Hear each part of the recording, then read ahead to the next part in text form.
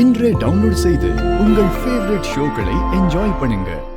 நான் மார்க்கெட்டுக்கு போய் காய்கறி வாங்கிட்டு வந்தப்போ நம்ம அப்போ கிணத்துல விழுந்துட்டான்.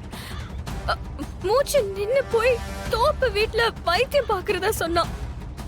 அவனுக்கு என்ன ஆச்சோ ஏதாச்சோன்னு இவன் கூட நான் இங்க வந்து பார்த்தா அப்போ இல்ல.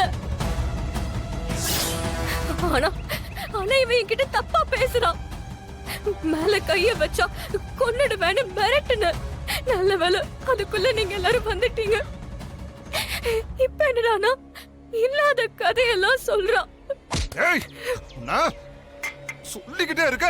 மாமா மாமா இருங்க மாமா இருங்க, அவசரப்படாதீங்க மாமா. டேய் முதல்ல யாரா நீ?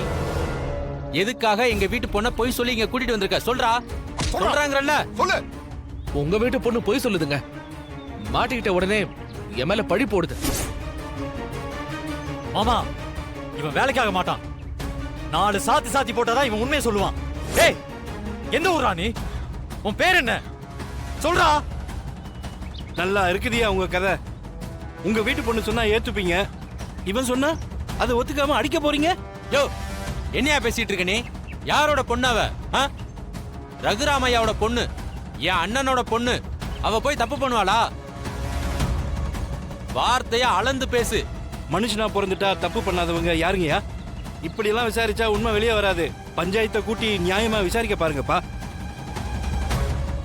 அவன் சொல்றது உண்மையா இல்ல இந்த பொண்ணு சொல்றது உண்மையான அப்ப தெரிஞ்சிடல.